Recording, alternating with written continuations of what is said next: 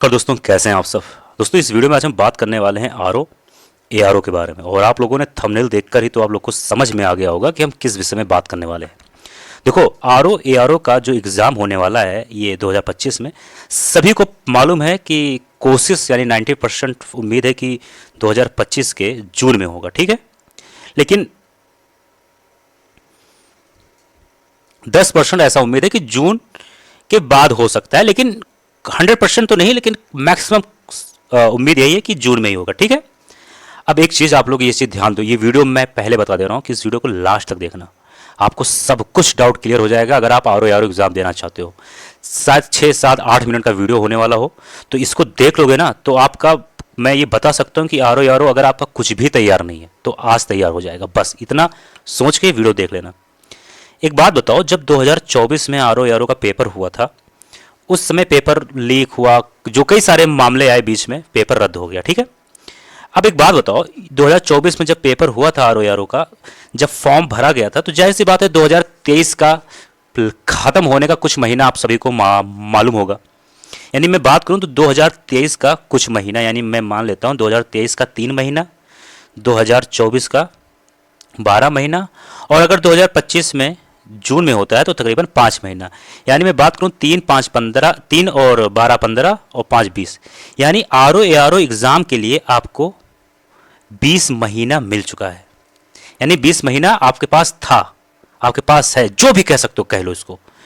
अब 2024 में जब पेपर हुआ था, बहुत सारे बच्चे ऐसे थे जिनको पेपर देने का मन नहीं था, जिनकी तैयारी एकदम खराब थी, और जो आरओ एआरओ के लिए सीरियस भी नहीं थे, ठीक है। जो इसके लिए जरा सा भी सीरियस नहीं थे, मतलब वो इस एग्ज़ाम को देना ही नहीं चाहते थे। बहुत सारे लोग का कोई गवर्नमेंट जॉब लग गया होगा, बहुत सारे लोग किसी और चीज़ में बिजी हो गए होंगे। दोस्तों, ये सोच लो, चाहे भगवान का समझ लो या कुछ भी समझ लो, आपकी किस्मत समझ लो, कुछ भी, आपके पास चांस फिर मिल गया है।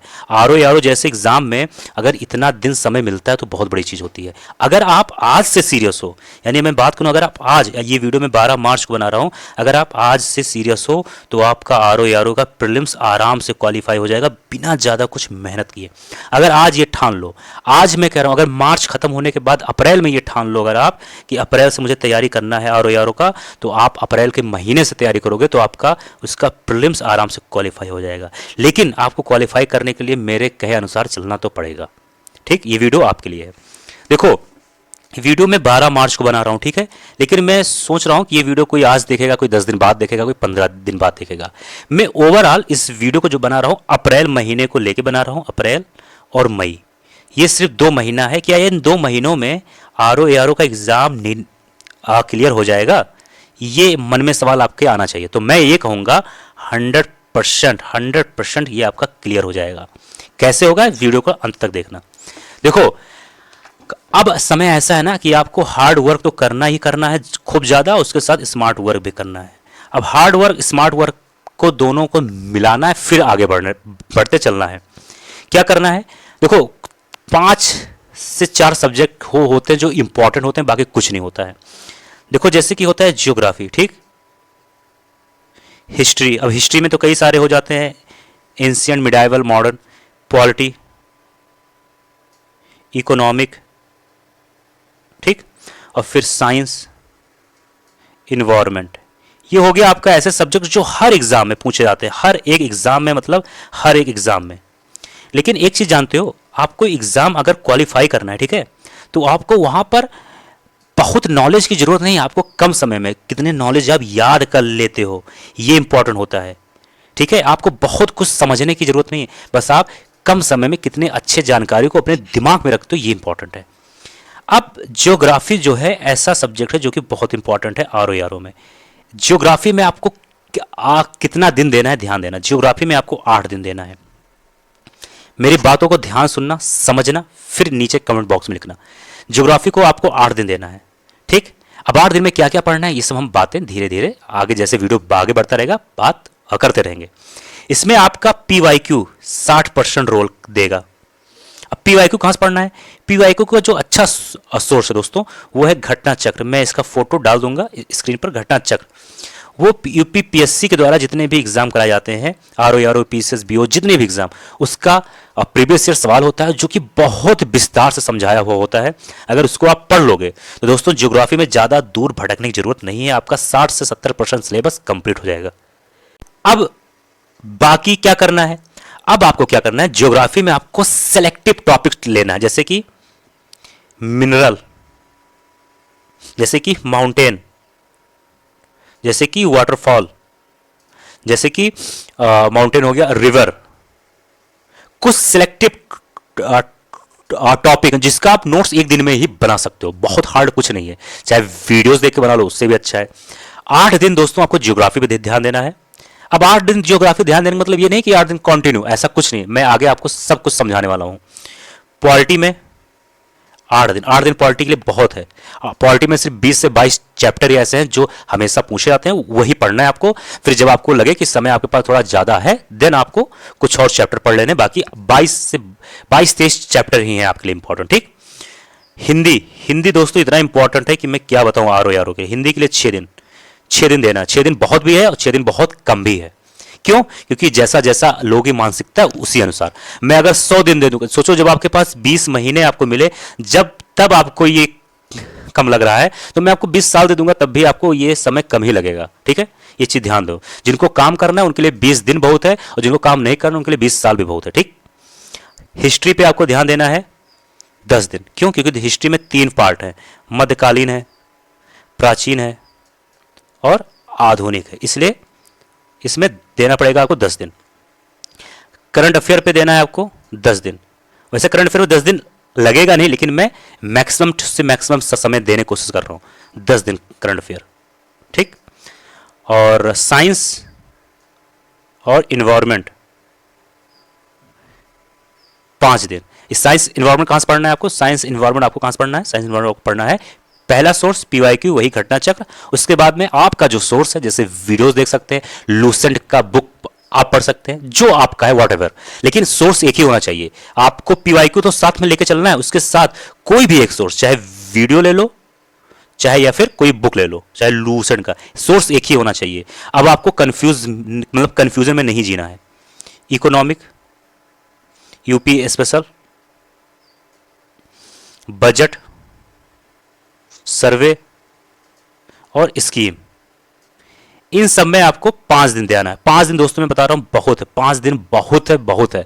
अब इसमें आप लोग ये दिमाग मत लगाना कि 5 दिन में क्या होता है, मैं फिर बता दे रहा हूं, 5 दिन में दोस्तों अच्छा सिलेबस कंप्लीट हो जाता है, बस आपको कंप्लीट करने आना चाहिए। अब आइए ये हम लोग जोड़ लेते हैं, टोटल कितना दिन हुआ।